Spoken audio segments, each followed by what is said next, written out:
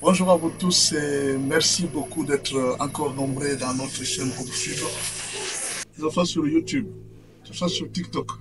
Nous sommes très heureux de vous savoir très nombreux pour nous suivre ce matin. Alors, nous allons commencer notre émission avec, cet enseignement biblique. Nous allons parler aujourd'hui des lois de la prière. Les prières ont des lois qu'il faut apprendre à obéir. Quand vous priez, il y a des principes de la prière qu'il faut apprendre à obéir. Et nous allons partager ces principes de prière. Et je vous prie de me suivre attentivement pour tous ces principes de prière.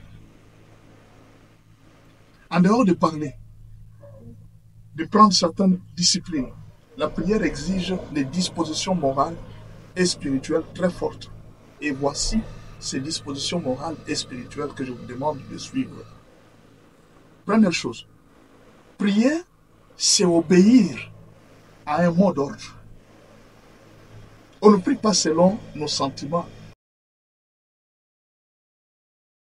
mais par obéissance.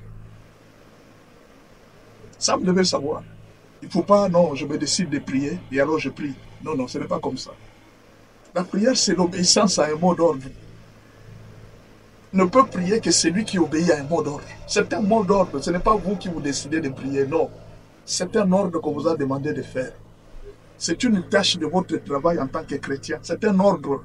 Vous devez, c'est obligatoire en fait ce que je vais dire. C'est obligatoire, c'est obligé de prier. Ce n'est pas un ordre qui vient de vous. Quand vous faites de la prière, une décision personnelle, à ce moment-là, vous n'obéissez pas à un commandement.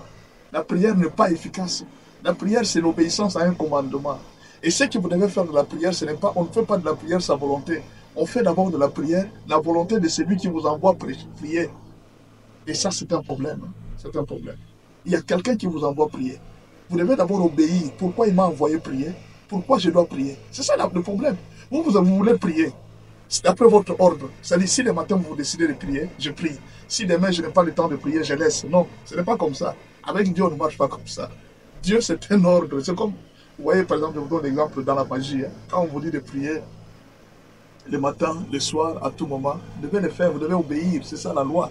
Si vous n'obéissez pas, vous connaissez les conséquences. Mais écoutez, c'est lui qui nous a donné l'ordre, il a dit, priez sans cesser. C'est l'ordre qu'on nous a donné. Mais alors, vous ne faites pas ça. La prière, c'est un ordre. La prière, ce n'est pas votre décision. C'est là, c'est le premier principe qui fait tomber beaucoup de gens. Beaucoup de gens qui prient, ils ne font pas de la prière un ordre, un commandement. La prière, c'est un commandement comme tu ne voleras pas. C'est-à-dire, si tu ne pries pas, tu pêches.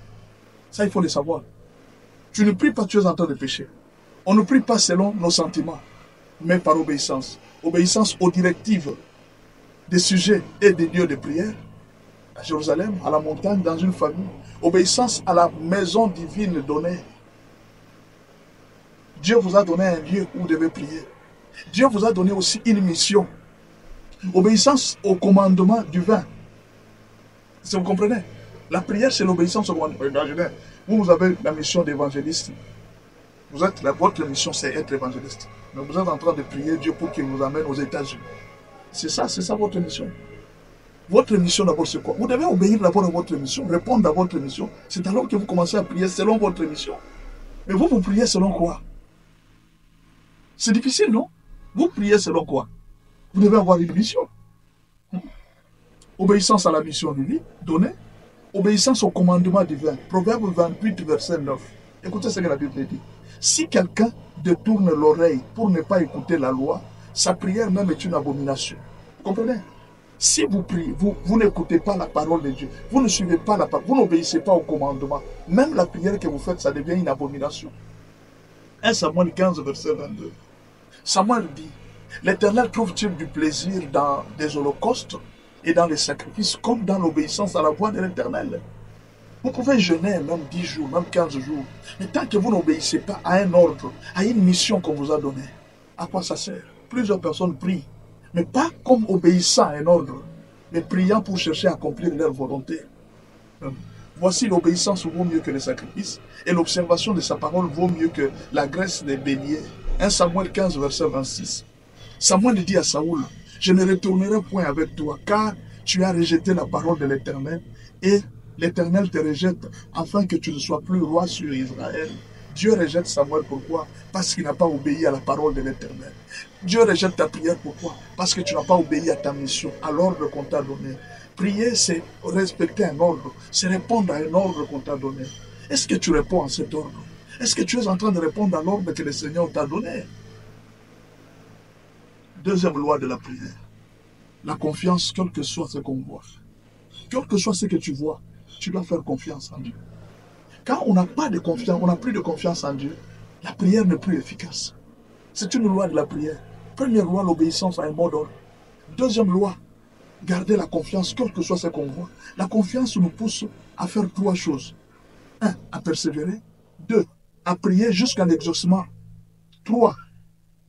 Romains 4, verset 19, on va lire. Et sans faiblir dans la foi, il ne considéra point que son corps était déjà usé. Mais puisqu'il avait près de 100 ans, et que Sarah n'était plus en état d'avoir des enfants. Romains 4, verset 21. Et ayant la pleine conviction que ce qu'il promet, il peut aussi l'accomplir. Vous pouvez lire aussi Luc 18, verset 1 à 7.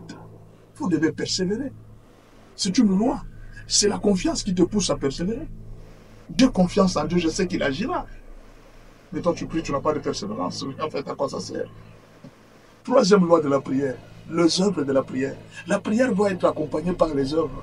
C'est une loi de la prière. Vous ne pouvez pas seulement prier, mais vous devez accompagner votre prière par des œuvres, par des actes. Il y a des œuvres qui accompagnent la prière. Par exemple, la bienfaisance, ce sont des œuvres qui accompagnent la prière. L'hospitalité, ce sont des œuvres qui accompagnent la prière. La libéralité, les offrandes, les aumônes. Acte 10, verset 2.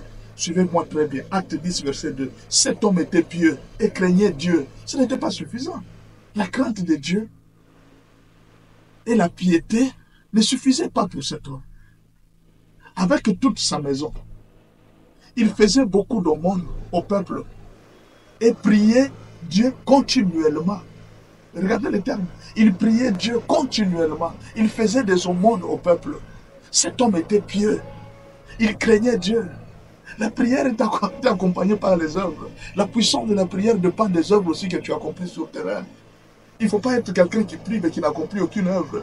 Hébreux 13, verset 15. Par lui, offrons sans cesse à Dieu un sacrifice de louange, c'est-à-dire le fruit de nos lèvres qui confesse son nom. Hébreux 13, verset 14. Et n'oubliez pas la bienfaisance et la libéralité, car c'est là de tels sacrifices que Dieu prend plaisir. Pourquoi Dieu n'a pas parlé? C'est à la louange que Dieu prend plaisir. Mais on dit que c'est à de tels sacrifices. Quels sacrifices? Les sacrifices de louange des lèvres, mais aussi la bienfaisance et les œuvres. Et n'oubliez pas la bienfaisance. Quatrième loi de la prière, la loi de la priorité. C'est une loi très importante. Quelles sont vos intentions quand nous prions? Jacques 4, verset 3. Vous demandez et vous ne recevez pas parce que vous demandez mal, dans le but de satisfaire vos passions. Vous voyez, Matthieu 6, verset 3, la loi de la priorité, cherchez premièrement le royaume et la justice de Dieu, et toutes ces choses vous seront données par-dessus. Si Dieu vous a déjà promis, il vous dit que je vais vous donner toutes ces choses, mais pourquoi vous devez encore le chercher? Pourquoi vous devez insister dans la prière? Il vous a promis, mais il vous donne un devoir. Il vous dit, faites premièrement d'abord le royaume et la justice. Et la dernière loi, c'est la loi de l'effet retour. La loi de l'effet retour, c'est la dernière. Quand tu fais un bienfait, quand tu bénis les autres, tu te bénis toi-même. C'est pourquoi nous devons intercéder pour les autres, visiter les autres, aider les autres à se marier, à réussir. Si nous faisons cela, devient un souvenir devant Dieu. Quand tu pries, est-ce que tu pries pour les gens? Ecclésiaste 11, verset 2. Donne une part à 7 et même à 8, car tu ne sais pas quel malheur peut arriver sur la terre. Prie à 7 et même à 10 personnes. Matthieu 7, verset 12. Tout ce que vous voulez que les hommes fassent pour vous, faites-le de même pour eux. Faites-le de même pour eux, car c'est la loi et les prophètes.